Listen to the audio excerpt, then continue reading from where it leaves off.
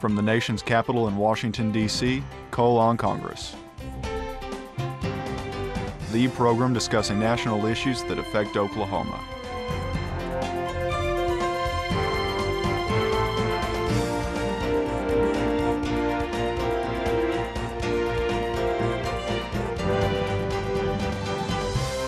Your host, U.S. Representative Tom Cole. Thank you for joining me today for another episode of Cole on Congress. Today we're pleased to have a new member of the 113th Congress representing the entire state of North Dakota, Congressman Kevin Cramer. Kevin currently serves on the House Committee on Natural Resources and the Science, Space, and Technology Committee. He's an extensive background in public service and has already proven to be a strong conservative voice in Washington. Kevin, it's great to have you here, and I always try to start these things with something a little personal.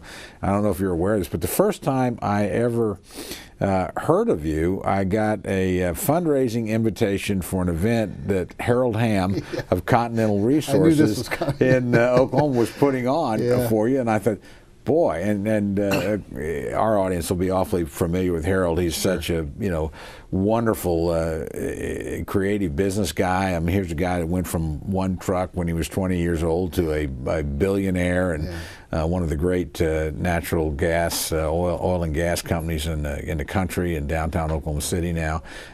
Leader, obviously, in your state as well in terms of having developed the Bakken Shale. But I got this, and I thought, if this guy is so impressive that Harold Hamm is doing an event for him, then this guy is somebody we need to get to know. And I'm just so delighted that you won that seat and you're here. Well, I'm delighted as well, and thanks for the opportunity to be with you on your show, Tom.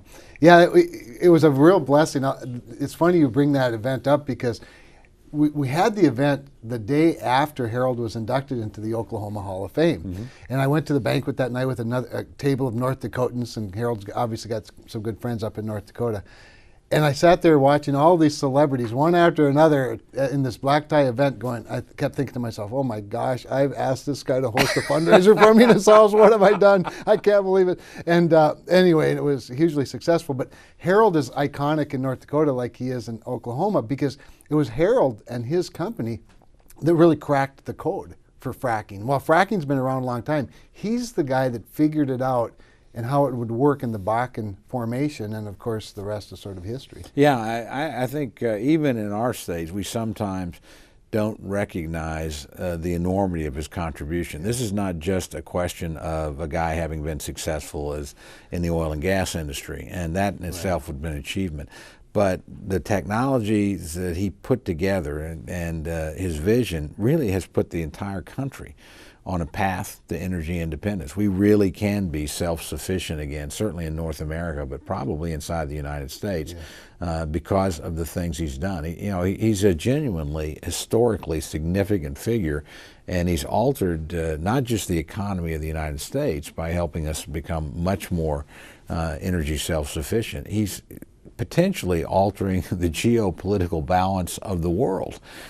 Because you make us less dependent on the Middle East, then you remove a lot of the challenges we have in that area and the need to be there, and you also remove the ability of people who are sometimes hostile to us to blackmail us, which we've been living with now for since the early 1970s. And I mean that's a heck of a legacy to have. It's a heck of a legacy. And sometimes I feel like it's underappreciated by some people, especially in this town. But I always say that America's national security, America's economic security are tied directly to America's energy security. And Harold has changed the balance. There's no question about it. He's a key figure in it. Now we just need to, like I always say in government, we just need to make sure we don't screw it up. Well, as we've proven time and time again, we're certainly capable of doing that here in Washington. Well, let me talk a little bit more about your background, and we'll get to some of the issues, because I noticed as I was looking at this, we have something else in common. Back not too far apart, I was a state Republican Party chairman in the middle 80s, from about 85 to 89, and you were in the early 90s in North Dakota. Ran a couple times for office against a really tough opponent in our former colleague up here, Earl Pomeroy, and then went on and had a terrific public service career. I worked with Governor Keating at the same time you were working with Governor Schaefer and later Governor Hoeven. Yes. And boy, those were two guys, particularly Schaefer, who Keating knew very well. Yes. They more or less overlapped. Yep.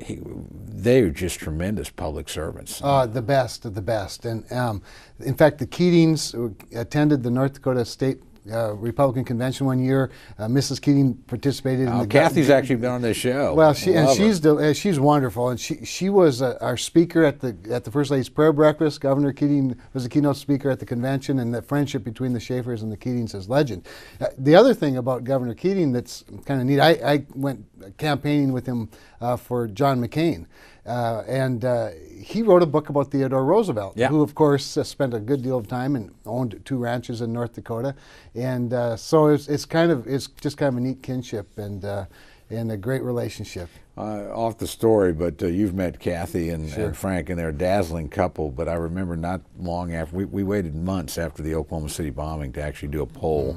Because we knew his numbers would be sky high, and we just Kathy had sort of emerged in that with the prayer breakfast, which she had thought through at a memorial service and done all that. And she was just so splendid, and so we did.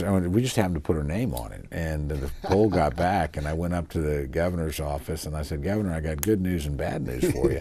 And he said, "Okay, what's the good news?" I said, "The good news is, Keating is the most popular political name in Oklahoma." He said, "Well, what's the bad news?" And I said, "You're not that Keating." Kathy was off the charts, but well, I didn't know you had that relationship with him. That's great to know. So I'll take your regards to them next time, because I see him quite frequently here in D.C.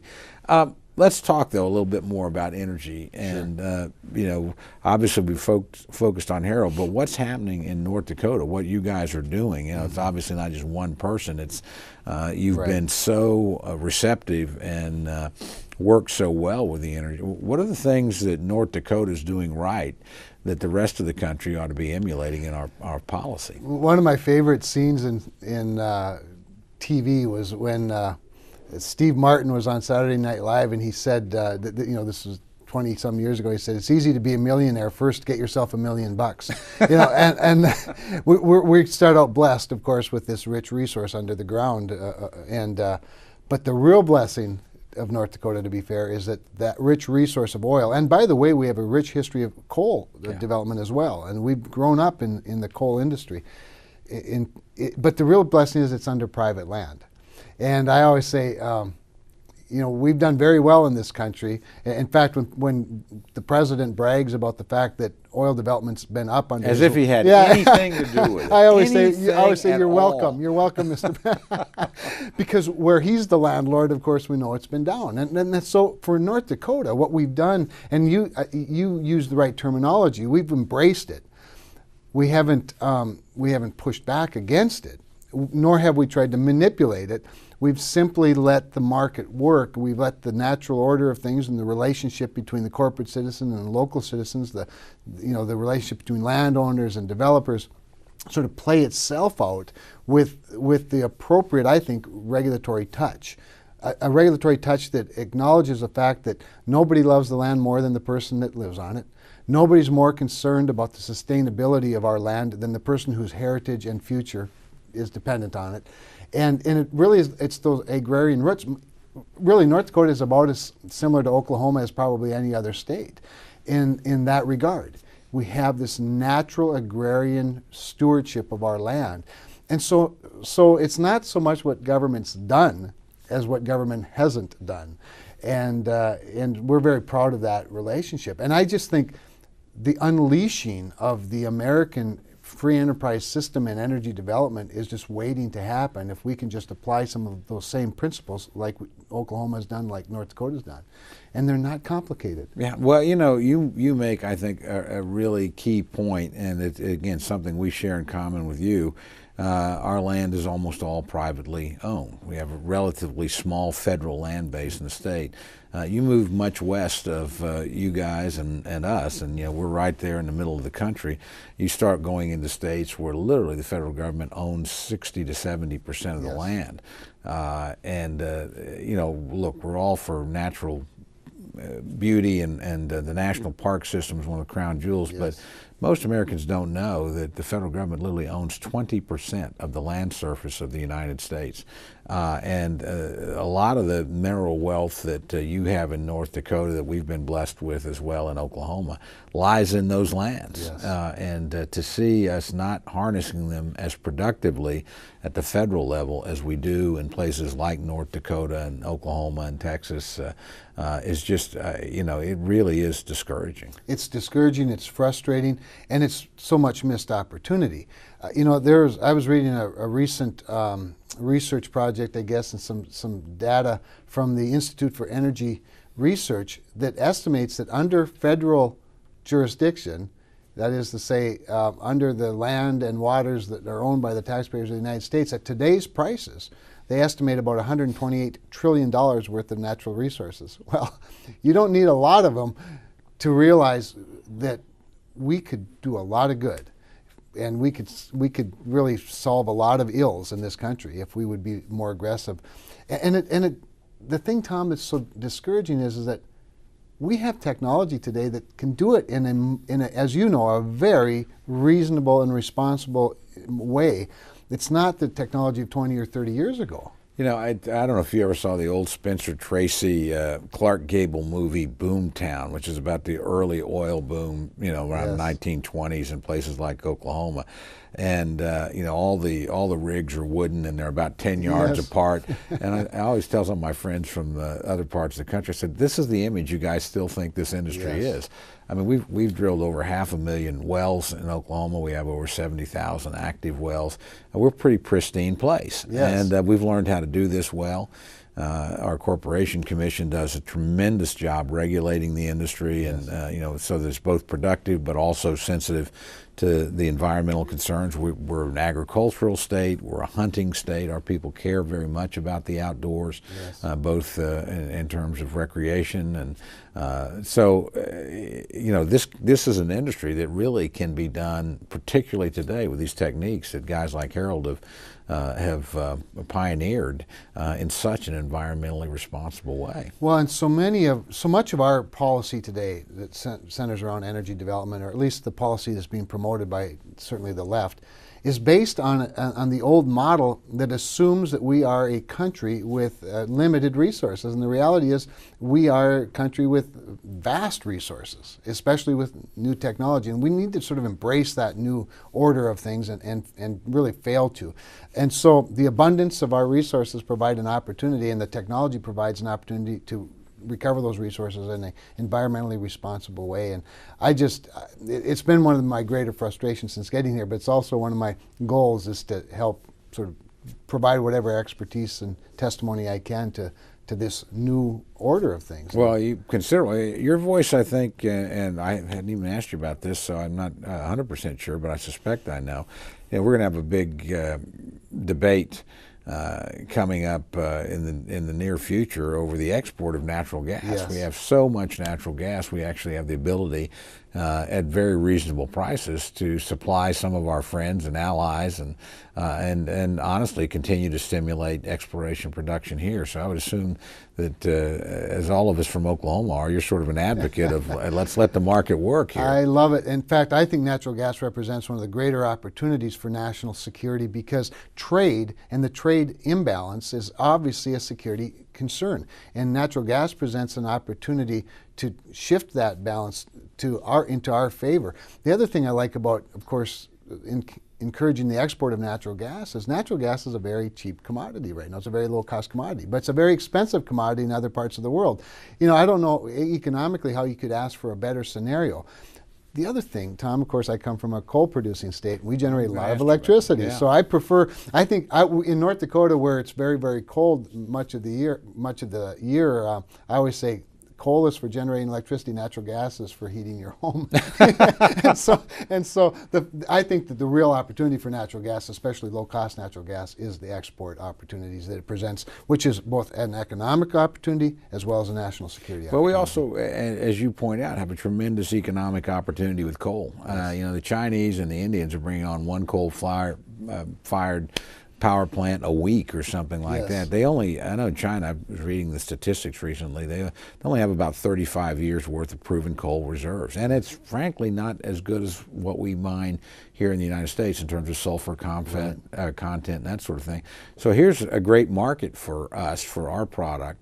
And they're going to be burning coal anyway. They're not going to shutter all their plants. So, number one, I'm all for investing in technology and clean coal and trying to make all of our energy supply as environmentally friendly as possible.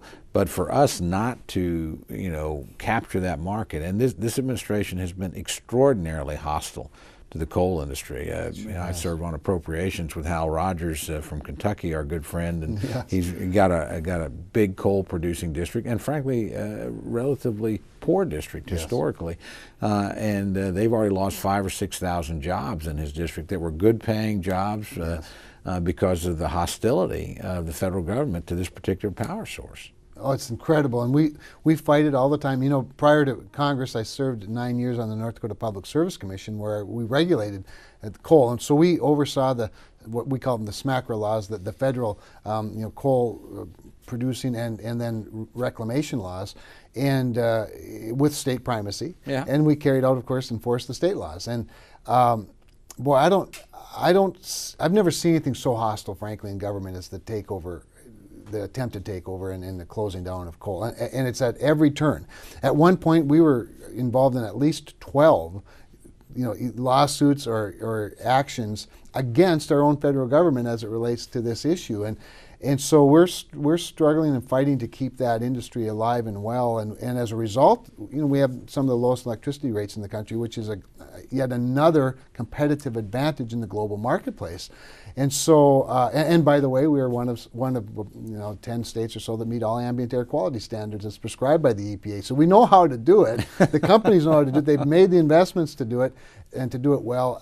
This hostility, this war on coal, is really one of the more egregious, I think, goals of this president. Well, the president lifted a phrase from a Republican lexicon. We were all the above energy long before he borrowed the words. The problem is he plays favorites. Again, it's one thing to have good standards on air quality. I think that's perfectly appropriate, but it's quite another to basically vilify an industry that is providing 40+% of the electric power in the United States. That is an important component in our exports, that we have abundant, 250 years plus worth of reserves on.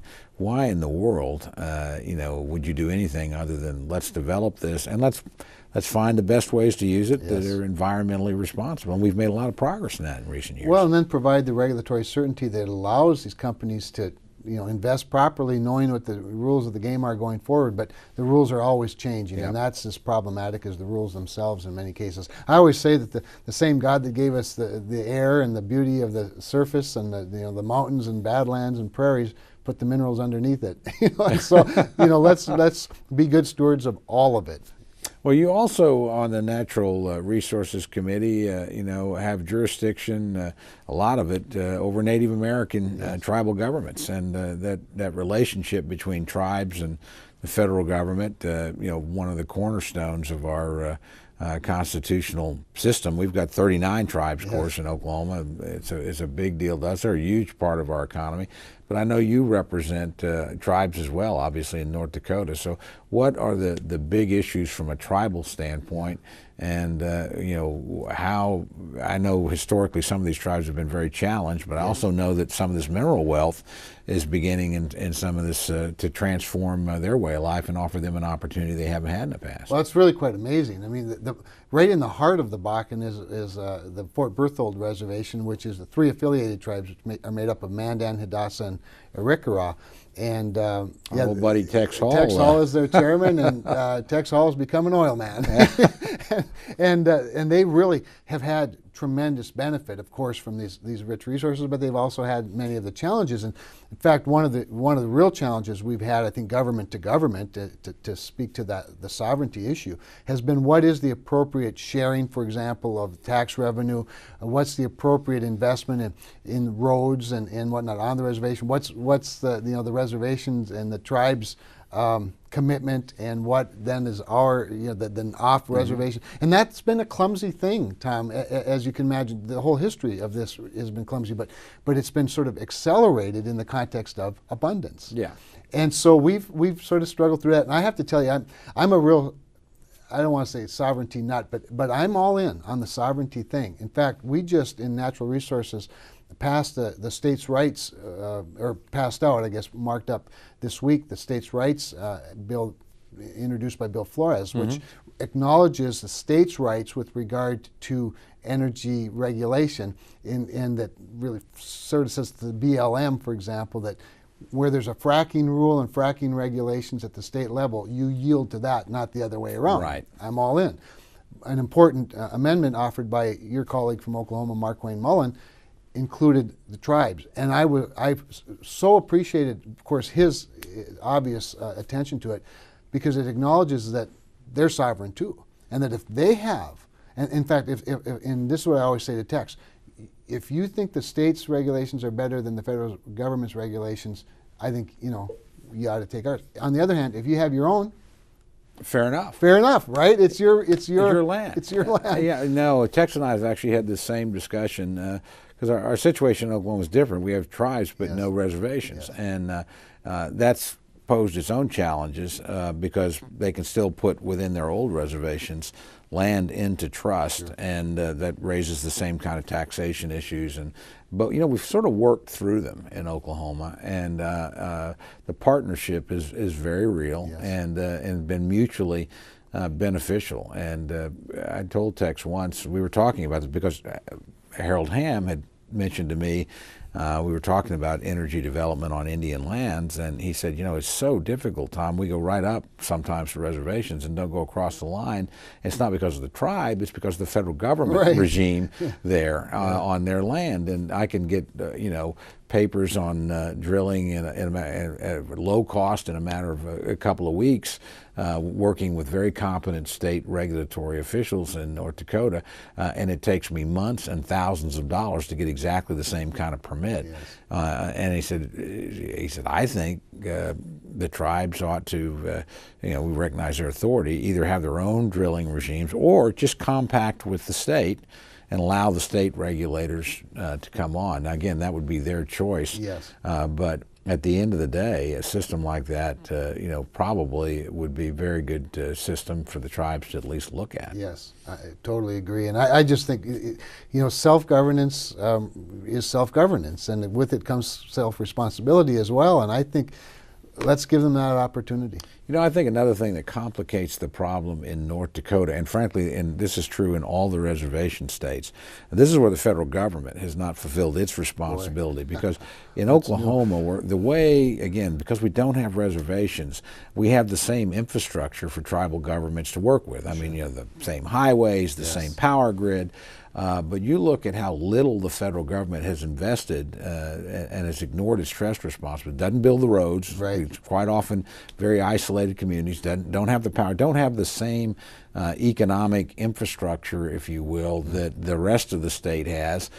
Because again, that wasn't the state's responsibility. That was federal land, Indian land, but it was the federal government's to provide those, and they simply don't. I mean, the infrastructure budgets on reservations are just pathetic. Well, and that's clear when you drive through. In Texas' case, at 3 affiliate at Fort Berthold, it's pretty clear that there's not the same standard, and there's not been the same investment. And so he's asking for a lot of help. And I have to admit, I'm an advocate because well, for one thing, I think it's a good microcosm of the larger federal issue. Perhaps we could use this as a bit of a pilot. I think you can, and I think there's great potential here. I mean, the resource finally provides the capital. Again, Tex and I have had this conversation. People can like gaming or not gaming, but in our tribe, and my tribe has it's 50,000 members. It's a big tribe, Chickasaws. They employ about 15,000 people. They have an annual budget of $1.2 billion. They're a pretty significant enterprise in our state. But what provided the impetus was capital in the form of gaming, and now that's diversifying into all other forms of activities and much better services for people and those type of things. This economic potential for the 3 affiliated tribes can do exactly the same thing over time. Yes, no question about it. And like I said, it's been a clumsy relationship, but we are, like you said, working through it as well. I think learning as we go. Yeah, well, we'll get there. You know, that's the great thing about America. It's an ongoing experiment, and I always tell people, when you reach my age, believe me, with all our challenges, and we have serious challenges and problems, the America that I live in today is better than the one I was born into, and the one I was born into was better than the one my father was born into. More prosperous, freer, actually more opportunity for people than ever before. And you know, we ought to recognize that every now and then, step back and think, wow, are we lucky to be here or what? Isn't that the truth? Let me ask you this, we don't have a lot of time left, but drug you through natural resources a little bit, but you're also on the science committee. And that's not a committee that you're there with my fellow Oklahoman Jim Bridenstine. Not a committee that I am well steeped in, but what do you focus on there? Well, it's great because Lamar Smith, the chairman, of course, had asked me to consider, requesting that as a second committee, and I have to admit it wasn't in my top 10. And yet, as I looked at it, I thought, well, maybe this will be interesting. North Dakota has an aerospace school.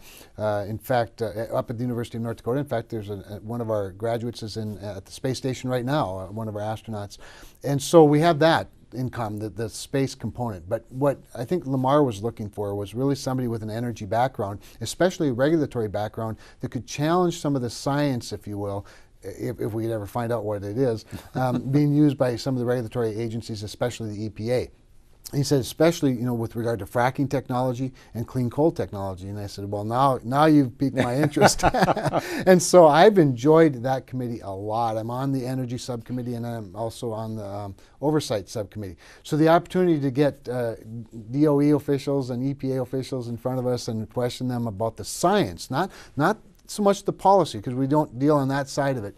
We can do more of that in natural resources, but the science is really an important piece of it. Lamar is one of these guys that a lot of people will not know him. He's one of our colleagues from Texas, but he's been a chairman, and I've watched as judiciary and now this committee, and I've watched him over the years, and he very specifically wanted to revive the prestige, and he recruited members to this committee. He is just a simply superb chairman in terms of thinking through how do you make this process work and produce something that's meaningful at the end of the day. There's no question. It's not frivolous. Nothing that we do is frivolous to Chairman Smith, and I've really appreciated. In fact, I've enjoyed my time on that committee as much as anything that I've done here, because we do get to dig in a little bit, get to the specifics of things and to the heart of issues. But yes, he conducts himself, the hearings, and the committee with great dignity and integrity. Frank Lucas, of course, who we know as chairman of AG, is also on that committee. He is. And he loves it. I mean, he told me, he said, these other committees, I'm on